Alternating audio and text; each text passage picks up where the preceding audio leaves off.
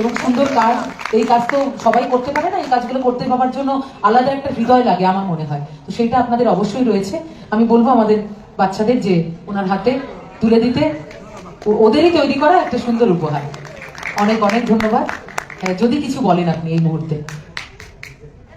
একটা কথা বলতে চাই, সেটা হচ্ছে যে অপরচুনিটি ক্যাফে 2 বছর পূর্ণ হলো, সুখের চাদর প্রায় 10 বছর। তা আমার এখানে আজকের এই মঞ্চে সুখের চাদর সম্পর্কে বলাটা আমার লক্ষ্য নয়। আমি অপরচুনিটি ক্যাফে নিয়ে একটু আগে সিদ্ধান্ত বলছিল বাচ্চাদের ছাড়তে হবে, তাদের প্রত্যেকের মধ্যে রয়েছে পোটেনশিয়াল। আপনারা কখনো হীনমন্যতায় ভুগবেন না। এটা আমি সবসময় যখনই কোনো স্পেশাল চাইল্ডদের কোনো প্রোগ্রামে যাই আমি এটা বলি যে মায়েরা এগিয়ে আসুন, বাচ্চাদেরকে লুকাবেন না।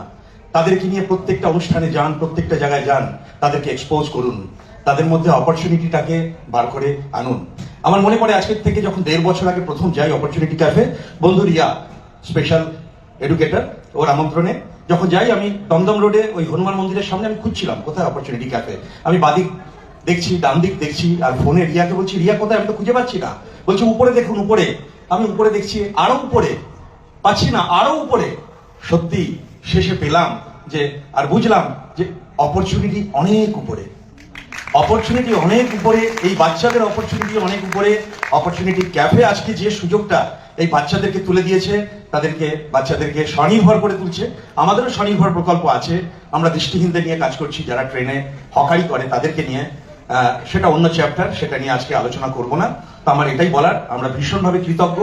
আর এটা আমাদের কাছেও একটা বিরাট অপরচুনিটি। আমি একটু আগে দেবাশিসকে বলছিলাম যে, দেবাশিস বলছিল আমার চলে যাচ্ছিলাম, বসলাম, উঠতে ইচ্ছা করছে না এখন। আমি বললাম এখানে যে এলাম, এটা আমরা কৃতজ্ঞ যে এত সুন্দর একটা অনুষ্ঠান এই ছোট ছোট বাচ্চারা আমাদেরকে এত আনন্দ দিল। অনেক অনেক ধন্যবাদ সিদ্ধান্ত, আর সকলের প্রতি অনেক ধন্যবাদ। ধন্যবাদ। আমি এবার ডেকে নেব